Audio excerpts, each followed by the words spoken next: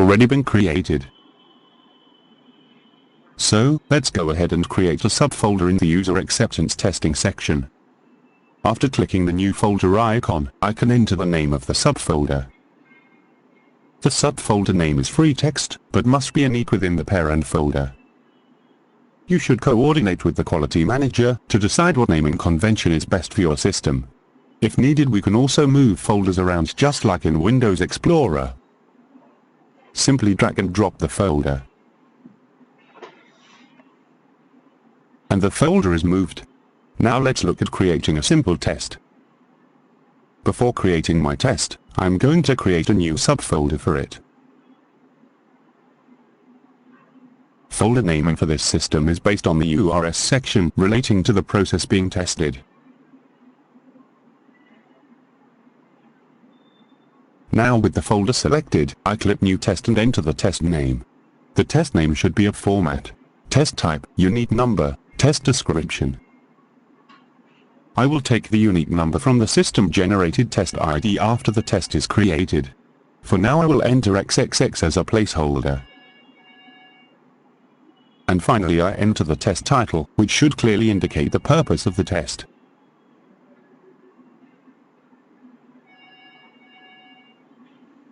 Proton creates a blank test using the Novartis template.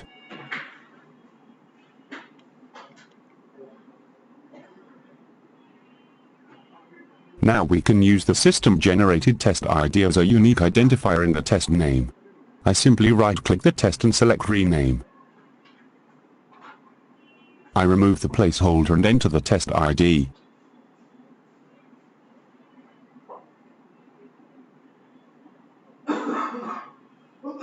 Now let's look at the test information. As this test is new, the status is in progress. This means it is in a draft state.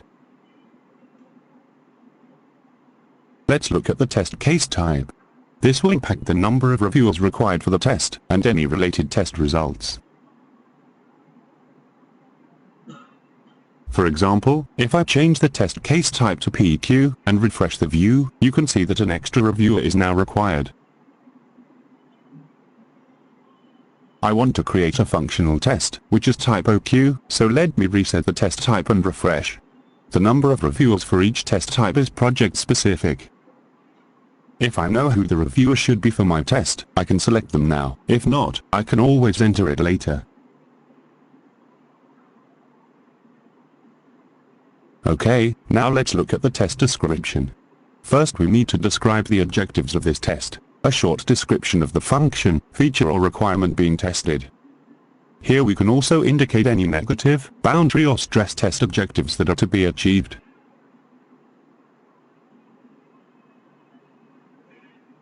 In the prerequisites section we should describe anything that is required for this specific test to be executed. In the test data section we should describe specific data to be used during the test, or we can refer to attachments.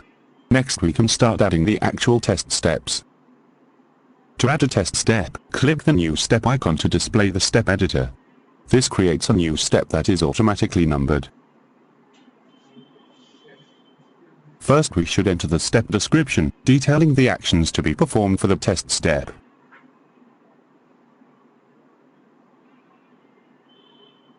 The description should be a clear instruction of the actions to be performed by the tester.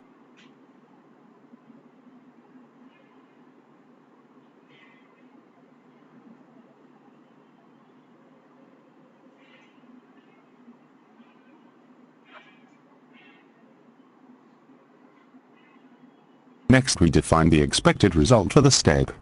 This should describe what will happen when the actions performed in the description are executed.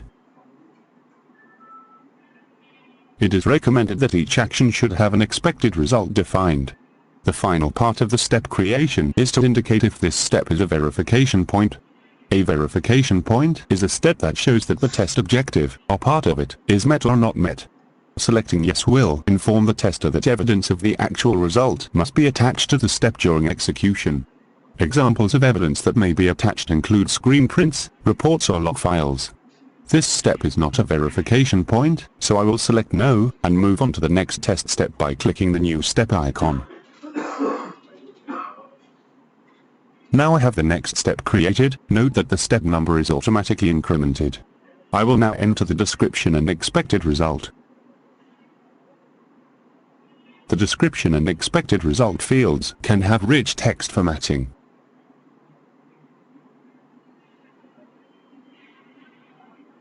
Text can be formatted just like in MS Word. Here I will format the text to make it stand out for the tester.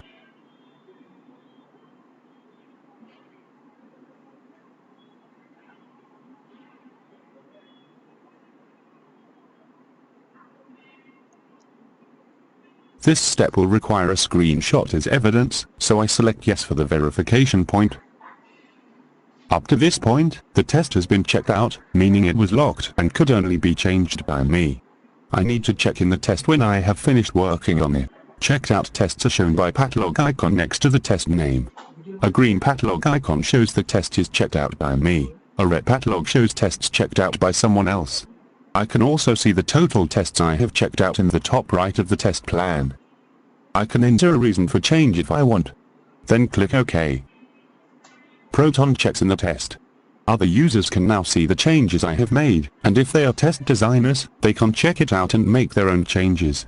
When the view refreshes, you can see that the test is now version 2. The test is now ready for review and approval. First I need to sign the test, as the test author, by clicking the pencil icon to change the approval status to ready for review. By entering my engine ID and password I electronically signed the test, and an email is automatically sent to the user identified as reviewer 1.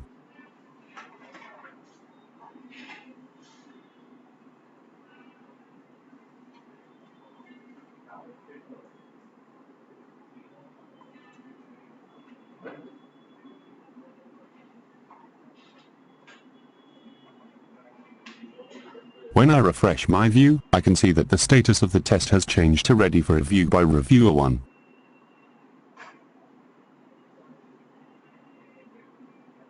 And clicking on the Signatures tab shows the history of electronic signatures.